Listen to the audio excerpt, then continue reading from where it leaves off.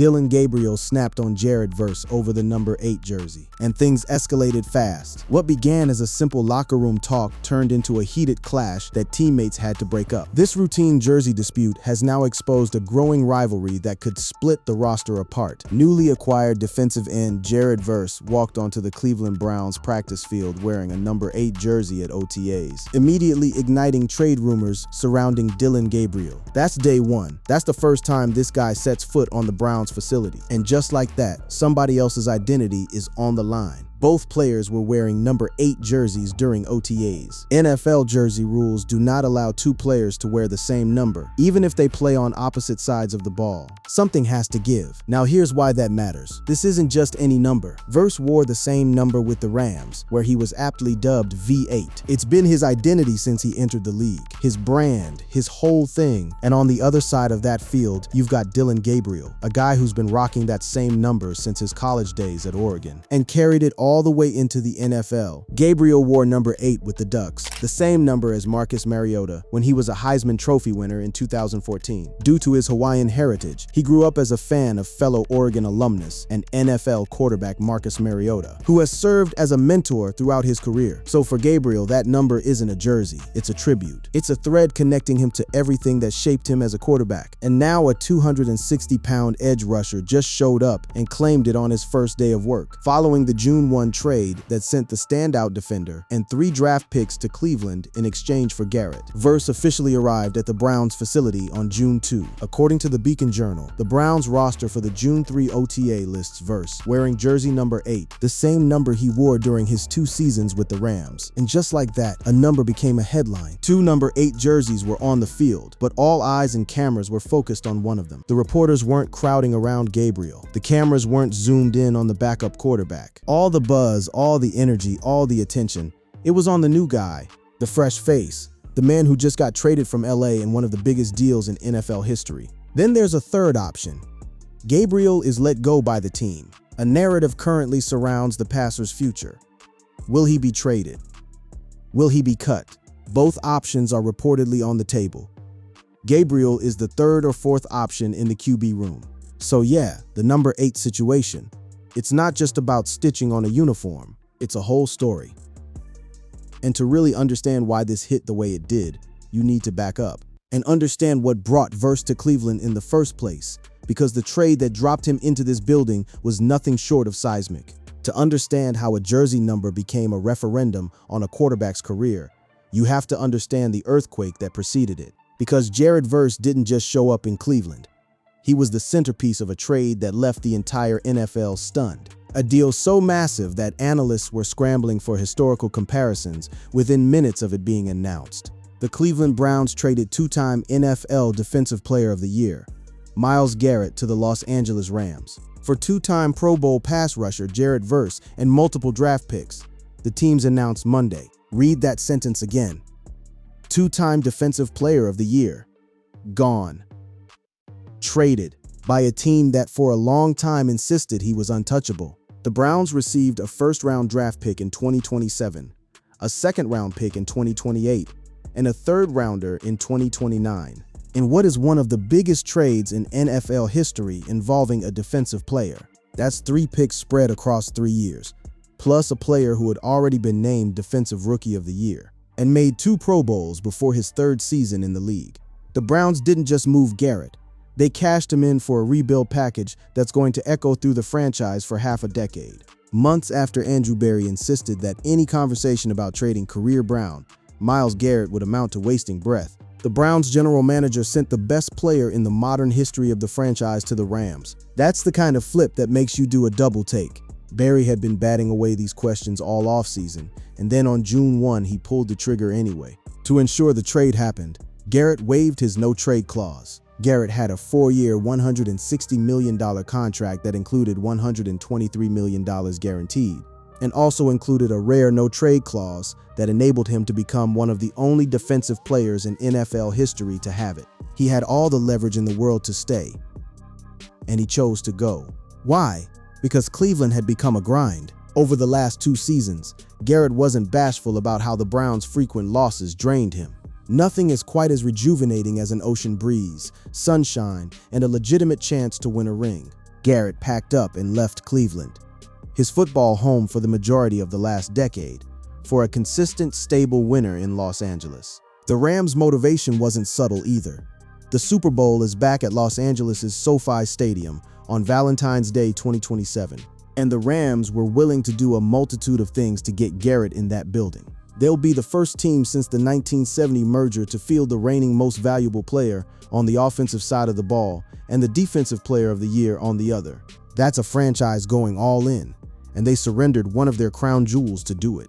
According to reports from The Athletic, Sean McVay's main concern during the trade talks was the potential need to part with a foundational young player to protect this player from any public speculation. McVay ensured that negotiations remained confidential until he had the opportunity to personally inform edge rusher Jared Verse. Think about what that moment felt like. You're Jared Verse, a 23-year-old kid who's been balling in LA, near the top of a defense with a legitimate shot at a Super Bowl run, and your head coach pulls you aside and tells you you've just been traded for Myles Garrett. Verse admitted to being both shocked and upset about being traded for Myles Garrett. That honesty matters. He didn't put on a performance. He told reporters it stung. He'd built something real in Los Angeles, and now he was being shipped to Ohio.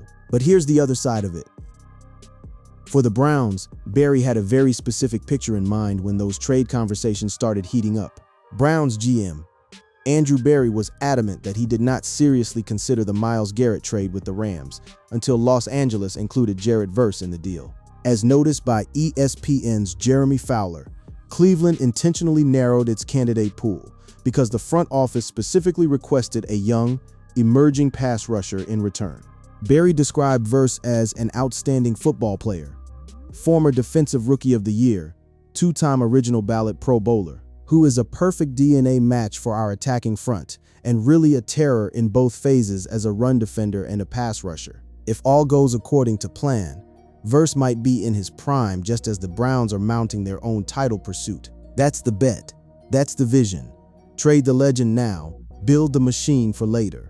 And the moment Verse put on that number 8 jersey in Berea, the later started slamming into the now, particularly for one quarterback who had already been fighting for his professional life. To really feel the weight of what the number 8 situation means, you need to understand who Dillon Gabriel is and how far he's already fallen in a building that was supposed to be his home. Gabriel was originally selected by the Cleveland Browns in the 3rd round, the 94th overall pick of the 2025 NFL Draft. That's a day 2 pick. That's real investment.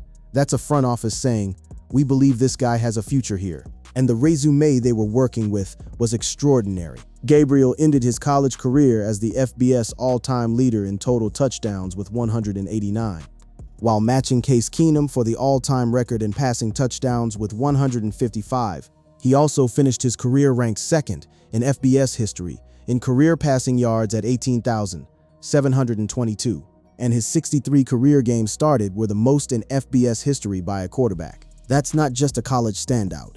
That's a record setter, a guy who played more college football than literally anyone else in the history of the sport and produced at an elite level the whole time. Gabriel was raised in Mililani, Hawaii, and his father is Hawaii's all-time leading passer. Because of his Hawaiian heritage, Gabriel grew up a big fan of Commanders QB and Oregon alum Marcus Mariota, who has mentored him throughout his career. And he wore number 8 with the Ducks, the same number as Mariota when he was a Heisman Trophy winner in 2014. There's a whole through line there. A kid from Hawaii mentored by a Hawaiian quarterback legend, honoring that connection with a number on his jersey. That's personal.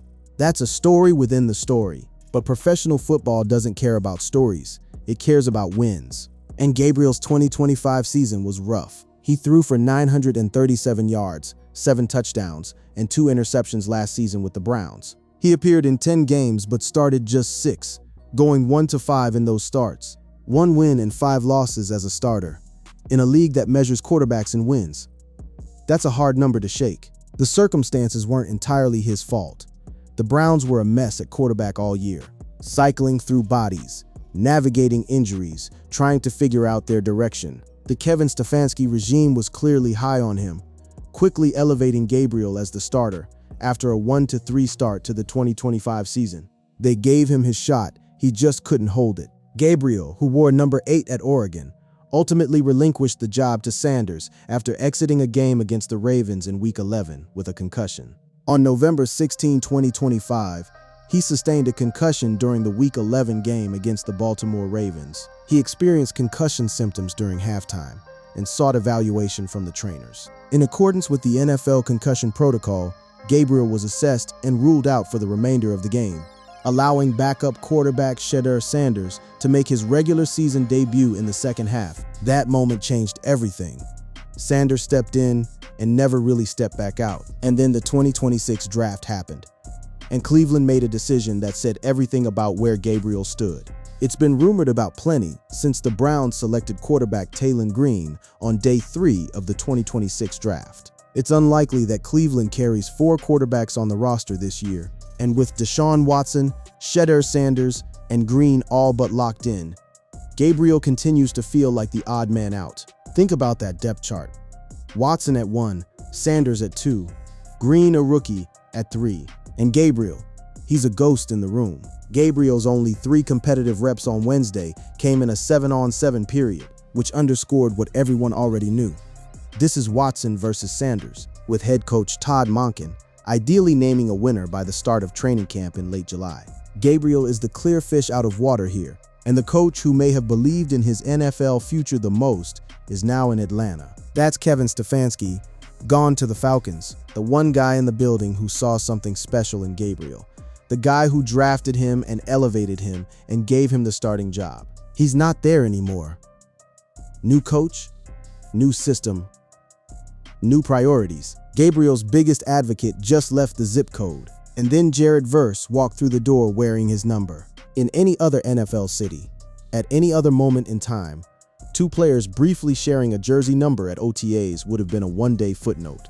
A reporter mentions it in a practice notes column. Somebody makes a joke about it on Twitter, and everyone moves on. But in Cleveland, in June 2026, it exploded because it wasn't just about a number. It was about power, priority, and what gets to stay. There is an easy solution here. Verse could ask for, or buy, the jersey number from Gabriel. It's a very common occurrence. This is a real NFL tradition. Star players come to a new team, a lower-rung guy already has their preferred number, and a transaction happens. Cash, a dinner, signed memorabilia, whatever the market bears. The veteran pays, the younger guy gets a check and picks a new number. Everybody wins, nobody loses. The problem is the optics of the alternative. The biggest question that remained for Verse after being shipped to Cleveland in the Myles Garrett trade was what jersey number he would wear. With the Rams, he wore number 8, but that number was currently occupied by second-year quarterback and former third-round pick Dillon Gabriel. And then the Browns just went ahead and assigned Verse the number anyway. According to the Browns' updated roster, Verse has been assigned number 8. No announcement, no drama, just a roster update that quietly told Gabriel what the organization thought of him. Dillon Gabriel is no longer wearing number 8 for the Browns, as Jared Verse has been spotted in his original number in Cleveland. Done.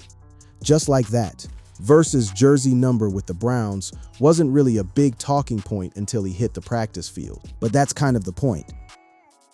Gabriel has been an afterthought in Cleveland's QB room for months, and his pending number change is just the latest example. The internet caught on immediately. Social media didn't frame this as a logistics issue. It framed it as a power move. Accounts across X started posting clips of Verse on the practice field with captions calling it a snatch, a claim, a takeover. Memes flooded in. Fans started drawing comparisons to locker room dominance plays, to alpha signals, to the NFL's unwritten hierarchy made suddenly very visible. Barely a year ago, Cleveland made Gabriel the 94th pick in the draft. He had already worn number 8 at Oregon, so the jersey had followed him through a key stretch of his career. And now, 12 months into his professional life, a new star arrives, and the number gets reassigned without so much as a conversation. At least not one the public ever heard about. Here's what made it sting even more. Gabriel is the clear fish out of water, and the coach who may have believed in his NFL future the most is now in Atlanta. Cleveland will likely carry Gabriel into training camp, but he'll be a bubble player from day one, and there are already possible destinations being floated. In a perfect world, the Browns will be able to trade him to a team like Atlanta or Tampa Bay in exchange for a late-round pick in 2027 or 2028. The optics around waiving a top 100 pick in year 2 aren't great, but GM Andrew Berry just traded Garrett to the Los Angeles Rams for Verse and a major package of draft picks. So everything is on the table. Everything is on the table. That's Berry's front office speaking in subtext. And what it translates to is this: Dillon Gabriel, the 94th pick, the kid from Hawaii, the record-setting college quarterback, the guy who spent a year bleeding for this franchise, he might not make it to week 1 of the regular season in a Browns uniform. The jersey was just the messenger. The number 8 situation doesn't resolve itself in a vacuum. It's the symptom of something much bigger.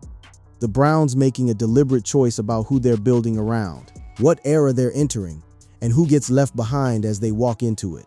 Jared Verse arriving in Cleveland is not a quiet story. It's a loud one. And not just because of the Garrett trade, because of what Verse himself represents and the impossible shoes the Browns are asking him to fill. The most important addition for the Browns, and the player who should decide how this deal turns out for Cleveland in the long run, independent of whether Garrett wins a ring in Los Angeles, is Verse. That's the whole bet right there. Not the picks, not the cap savings. Verse, his trajectory, his ceiling. Whether the Browns' red on him holds up.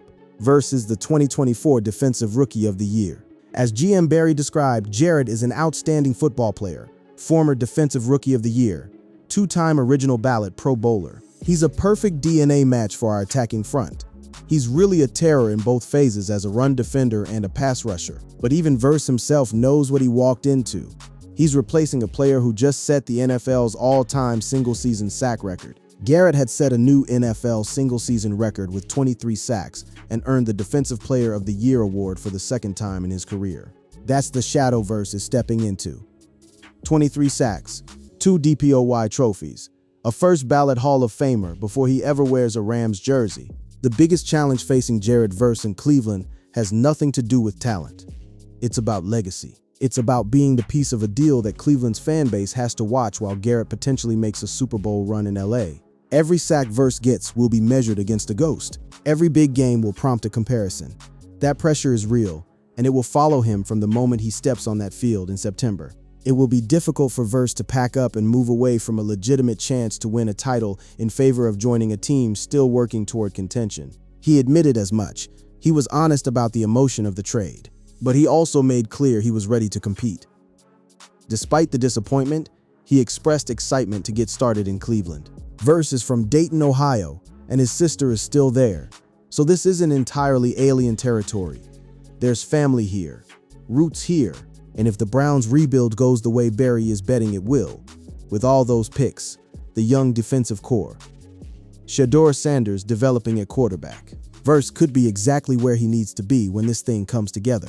Verse will head east to Cleveland, where he'll replace Garrett on a team that is quietly assembling a promising young core. And Verse should serve as a pillar going forward. Verse joins a defense that features linebacker Carson Schwessinger, defensive tackle Mason Graham, and veteran cornerback Denzel Ward. That's a foundation. That's a legit piece of something being constructed deliberately, not desperately. And what happens to Dillon Gabriel in all of this? The quarterback picture around him is tighter than the number issue suggests. Cleveland selected Taylon Green on day 3 of the 2026 draft, and the club is unlikely to carry 4 quarterbacks on the roster this year. Deshaun Watson, Shedeur Sanders, and Green are all but locked in, which leaves Gabriel in the most vulnerable spot on the depth chart. He's fighting for a roster spot in year 2, wearing a different number, getting 3 reps in 7-on-7 while the new star gets all the cameras. In a perfect world, the Browns will be able to trade him to a team like Atlanta or Tampa Bay in exchange for a late-round pick. That's the dignified exit, a move that gives Gabriel another shot somewhere else and gives Cleveland something back for a day 2 pick that didn't pan out. But here's the thing about NFL franchises in full rebuild mode. They don't always wait for the perfect world option. And for Gabriel, every day that passes without a trade or a roster spot secured is a day the window gets smaller. The number 8 was a single moment on a single practice field, but what it laid bare was a franchise in transition, a star making his entrance, and a young quarterback watching his footing slip one jersey at a time.